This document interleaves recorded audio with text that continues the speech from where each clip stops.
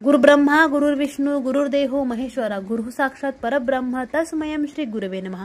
श्री स्वामी समर्थ। तुम्हा सर्वांचं माझ्या चॅनलवरती खूप खूप मनापासून स्वागत आहे। तर उद्या आहे सर्वात मोठी शनी अमावस्या। अमावस्या प्रारंभ झालेला आहे 22 ऑगस्ट सकाळी 11:55 तर ती संपणार आहे 23 ऑगस्ट सकाळी 11:35 म्हणजेच अमावस्या असणार आहे शनिवारी।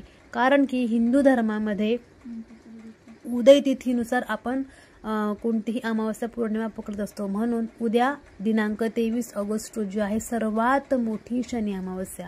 तर या दिवशी आपल्याला आपल्या घराची नजर काढायची आहे, आपल्या मुलाबाळांची नजर काढायची आहे आणि पिठोरी अमावस्या सगळ्यात महत्त्वाची अमावस्या आहे मुलांच्या दीर्घ आयुष्यासाठी। म्हणजे या दिवशी आपल्याला मुलांसाठी काय काय उपाय करायचे आहे, मुलांच्या चांगल्या बुद्धीसाठी, दीर्घ आयुष्यासाठी, प्रगतीसाठी मुलांसाठी आपल्याला काय काय उपाय करायचे आहे, काय काय सेवा करायची आहे, अगदी याबद्दल आपण आज या व्हिडिओमध्ये माहिती बघणार आहोत। तर कृपया हा व्हिडिओ तुम्ही स्किप न करता शेवटपर्यंत बघावा। चला मग मी सुरुवात करते आजच्या व्हिडिओला। तर बघा 23 ऑगस्ट सगळ्यात मोठी शनी अमावस्या सकाळी 11:35 आतमध्ये आपल्याला आपल्या मुलांवरून एक वस्तू ओवाळून टाकायची आहे। सगळ्यात मोठी श्रावण अमावस्या आहे, श्रावण संपणार आहे उद्या। आणि तर बघा या वर्षाची किंवा श्रावण महिन्याची सगळ्यात मोठी अमावस्या म्हणजे शनी अमावस्या, पिठोरी अमावस्या आहे। तर या दिवशी आपल्याला काय करायचं आहे, सकाळी 11:35 आतमध्ये आपल्याला आपल्या घराची नजर काढायची आहे आणि आपल्या मुलांची देखील नजर काढायची आहे। आपल्या मुलांवरून आपल्याला एक अशी वस्तू ओवाळून टाकायची आहे, ती म्हणजे गव्हाची चपाती।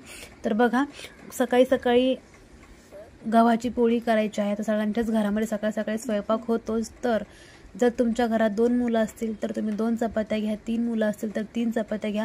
म्हणजे अशा प्रकारे तुम्ही एका मुलासाठी एक गव्हाची पोळी किंवा बिना मिठाचा शिजवलेला भात, तांदळाचा पांढरा शुभ्र भात, त्याच्यात मीठ टाकायचं नाहीये। तर या दोघींपैकी तुम्ही एक कोणतीही वस्तू घ्यायची आहे आणि ती आपल्या मुलाच्या अंगावरून 7 वेळा उतरवून पक्ष्यांना खाऊ घालायला टाकायची आहे किंवा मग तुम्ही बाहेर टाकून द्यायची आहे। तसंच एक आपण जे श्रीफळ वापरतो पूजेसाठी ते श्रीफळ आणायचं आहे, ते आपल्या घरावरून 7 वेळा उतरवायचं आहे, फोडायचं आहे त्याला उंबऱ्यावरती। फोडल्याच्या नंतर त्याचं पाणी जे आहे नारळातलं ते आपल्या घराच्या आजूबाजूला टाकायचं आहे। एका नारळाचा तुकडा उजव्या बाजूला, एका नारळाचा तुकडा डाव्या बाजूला असं फेकायचं आहे।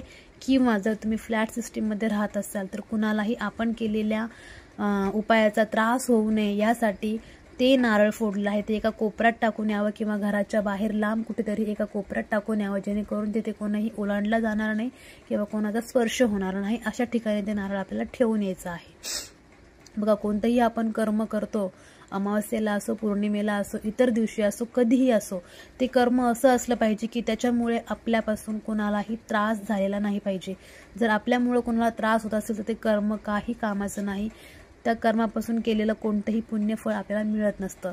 म्हणून जेव्हा आपण नजर उतरवतो, घराची असो किंवा गाडीची असो किंवा मुलाबाळांची असो, एकतर ते व्यवस्थित एका कोपऱ्यात टाका किंवा सरळ सरळ पक्ष्यांना खाऊ घाला।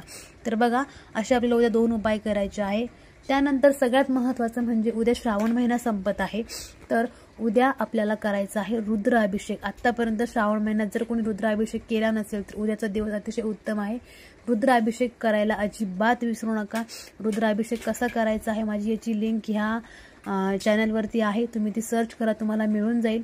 तरीही मी शॉर्टकटमध्ये सांगते की रुद्राभिषेकसाठी सकाळी सकाळी आपल्याला महादेवावरती गळती लावायची आहे आणि शुद्ध गायच्या तुपाचा दिवा लावायचा आहे। त्यानंतर बेलपान, भस्म आणि हळद हे सगळ्या गोष्टी आपल्याला घेऊन बसायच्या आहे।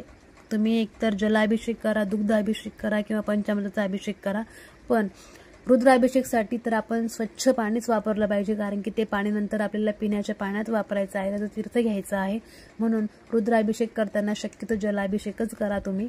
तर त्याआधी आपल्याला काय करायचं आहे, रुद्राभिषेक करताना सगळ्यात पहिले आपल्याला गणपती अथर्व शीर्ष घ्यायचं आहे, त्यानंतर पुरुष सूक्त घ्यायचं आहे, श्री सूक्तम घ्यायचं आहे, रामरक्षा स्तोत्र घ्यायचं आहे, 1 ते 9 ओव्यापर्यंत आपल्याला रामरक्षा स्तोत्र म्हणायचं आहे। त्यानंतर रुद्राभिषेकचा चमक विभाग आणि नमक विभाग ह्या दोन्ही आपला गद्य विभाग आणि पद्य विभाग याचे दोन्ही 11 जे अवतरण आहेत ते देखील आपल्याला घ्यायचे आहे। त्यानंतर शिवस्तुती शिवमहिम्न स्तोत्र, 12 ज्योतिर्लिंग स्तोत्र, महादेवाची 108 नावं, कालभैरव अष्टक आपल्याला घ्यायचं आहे. नंतर शिवशांती मंत्र आहे, शिवहर शंकर नमामि शंकर शिवशंकर शंभो, हे गिरिजापती भवानी शंकर शिवशंकर शंभो, हा मंत्र आपल्याला 11 वेळेस घ्यायचा आहे. अमृत संजीवनी मंत्र आपल्याला 11 वेळेस म्हणायचा आहे. संजीवनी मंत्र आपल्याला 11 वेळेस म्हणायचा आहे. तर आणि ओम नमः शिवाय मंत्र आपल्याला 11 वेळेस म्हणायचा आहे.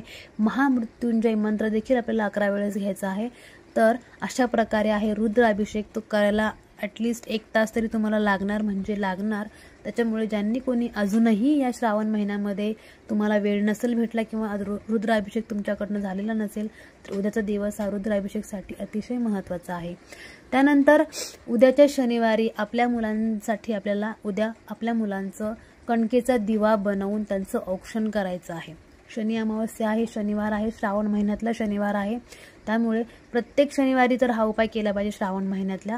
पण उद्याचा शेवटचा शनिवार आहे. ज्यांनी कोणी अजूनही नसेल केला त्यांनी उद्या लहान मुलांचं असो किंवा मोठे मुलं असो तुमच्या घरामध्ये त्यांचं औक्षण करायचं आहे. मुलांचं मुलींचं दोघांचंही औक्षण करायचं आहे. आणि 5 ते 7 मुलांना तांदळाची खीर द्यायची आहे. खाण्यासाठी त्यांना बोलवून त्यांना तांदळाची खीर किंवा तुम्ही दूध जरी त्यांना 1-1 कप प्यायला दिलं आणि 11-11 रुपये किंवा 1-1 रुपया दक्षिणा जरी दिली तरी पण खूप जास्त त्याचा फायदा होत असतो. आपल्या मुलांच्या चांगल्या प्रगतीसाठी दीर्घ आयुष्यासाठी हे उपाय करणं उद्याच्या दिवशी खूप महत्त्वाचे आहे.